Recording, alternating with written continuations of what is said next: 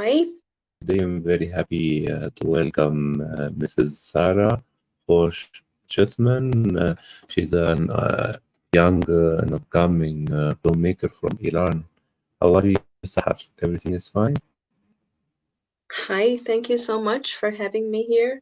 I really appreciate that. You're welcome. And My yeah, my pleasure family as name well. is sort of so please call me Sahar. That's okay. Sahar, yes.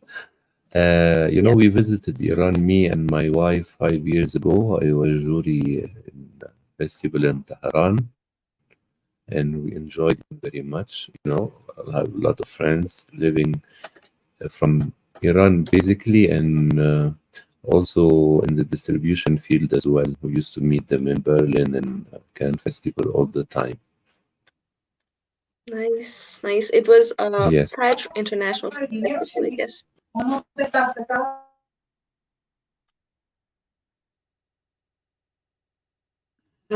Yes, tell me a little bit about your initial interest in filmmaking and where did you study, and also your influences in a lot of great Iranian filmmakers. Yeah, sure.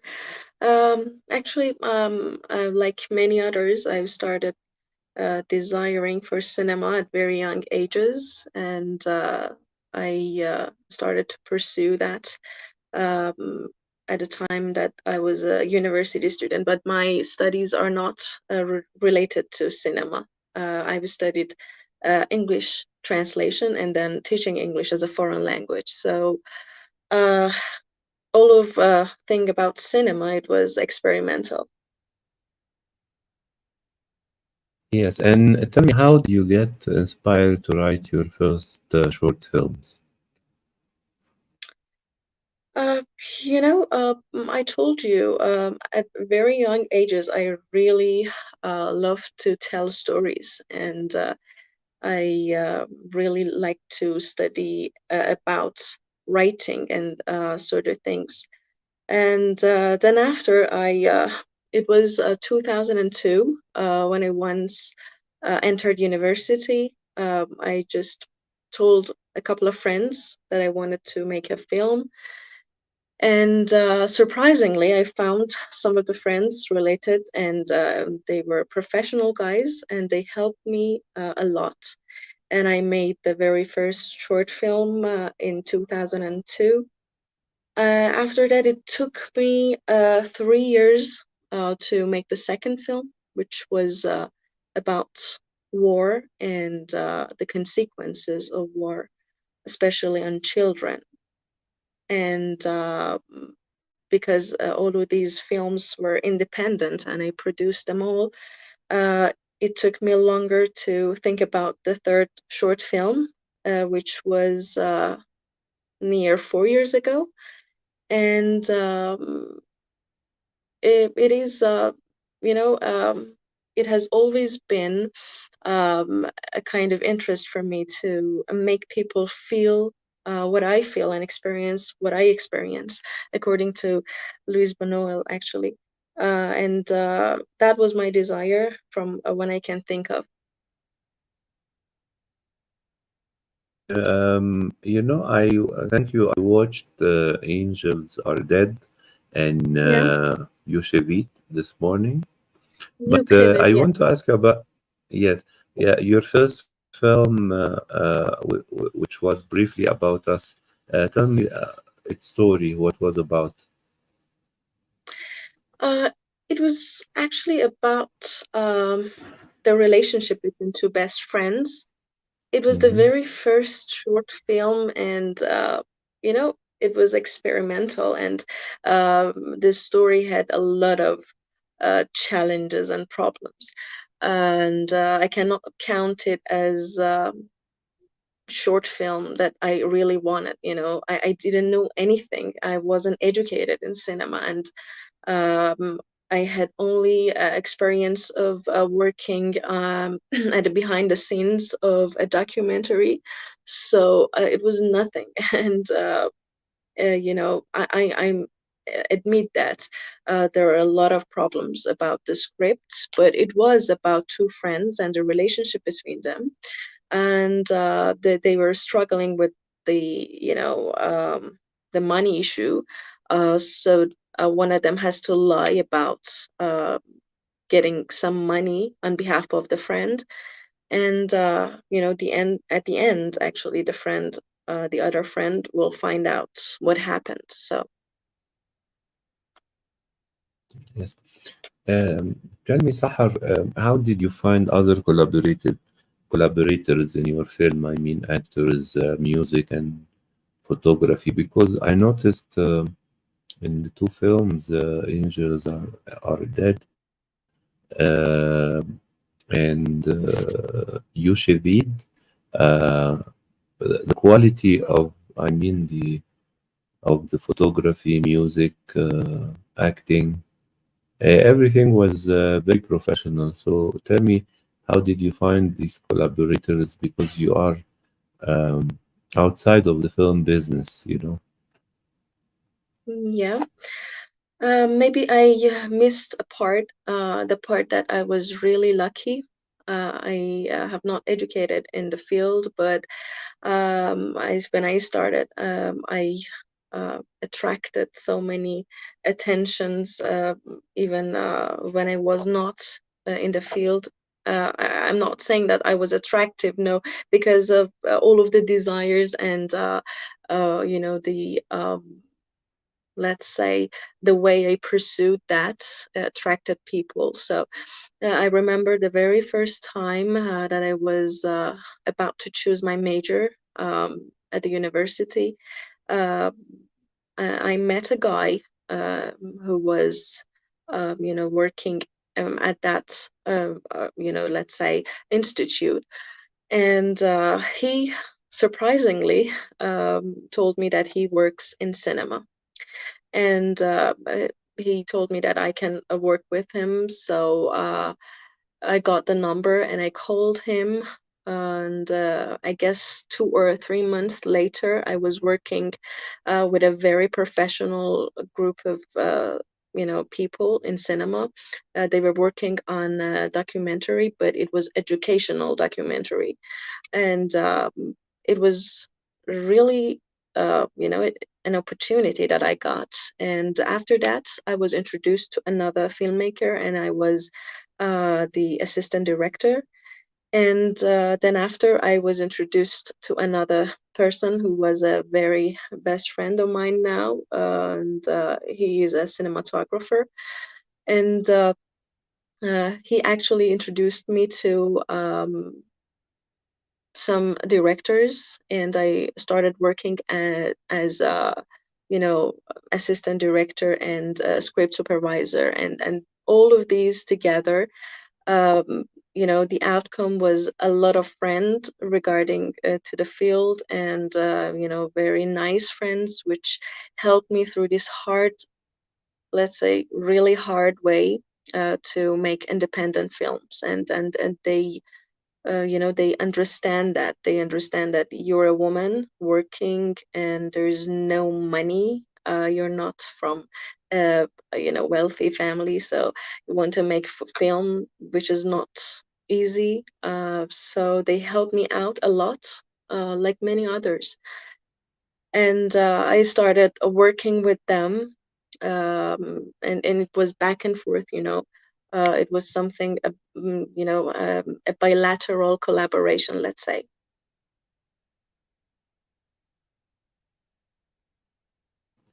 Yes. So I want to ask you, how did you manage to export your films in film festivals around the world? I've seen they have traveled many festivals and also been many awards. Uh, how did you do it through yourself online, like on platforms like Film Freeway, or did you have some professional people working with you? Yeah. About that one, I should say that for the first film, I didn't know anything about that. I didn't know that I can send my film to festivals and, you know, no knowledge about these things. But gradually I found out that, yeah, there are festivals and I can send the film to the festivals. And I did it by myself a couple of times, but I realized it is a professional thing to do. And I was struggling with, I was working at the same time and studying, and I really didn't have time to do so. So for the second film, I trusted one of my friends who was a filmmaker and a distributor as well. And he started sending the film to festivals, but still I didn't know about the platforms. It was, I guess, 2005, if I'm not mistaken. And you know uh, I didn't know that I can use platforms, and he didn't tell me to do so.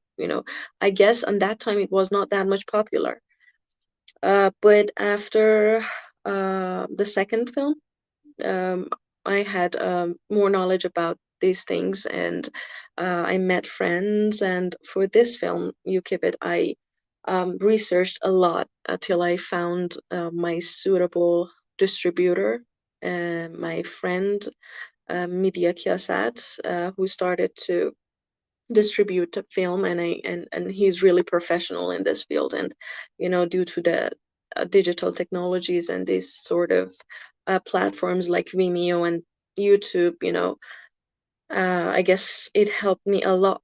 And I guess Vimeo was the platform I used to distribute, and Film Freeway also. And I'm really glad that people now can a filmmaker can use these platforms to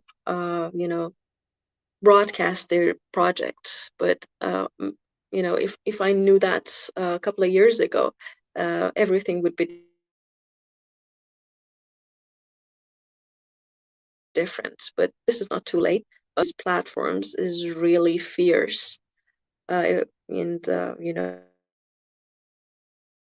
Yes. I want to ask you because your films has two films I've seen. financed Uh, or yes. make your project financially. hmm I want to ask you the two films I've seen. They tackle very important subjects. Children and during war. And violence. You know. Suffered by women, you know. I want to tell you these topics are often depicted in Iran, in the media or in films right now. And did you have any feedback from within the community around you about your depiction? Uh, Actually, at the time of the film Angels Are Dead, uh, I really didn't get that much attention in Iran. And I remember that a very famous director told me when I, gave the script to him to read that, he said, "It's of no use, please, just forget about it. Don't do that. It's a failure." But I really wanted to do that, uh, having in mind that it may be a Really? failure, but well, yeah, I really wanted to do that. Um, and it was all about the feeling I had on that time and I have right now. And I wanted to address the issues. At least I can do that. Um, and there is no solution to these issues, you know. And children has always been a matter which attracts me a lot. Children violence these days, I can say children's aggression, and children's rights generally. And this is also the matter of the upcoming short film that I want to make. I'm in the phase of pre-production and finding the finance, but I wanted to tell you that people do not, pay attention to these things right now. As you know, I guess very hot topics right now in the festivals. You know it better than me. There are hot topics each year in the festivals that filmmakers go for that, and they focus on that topic, and they can find their own way. Um, I don't know if I could answer your question.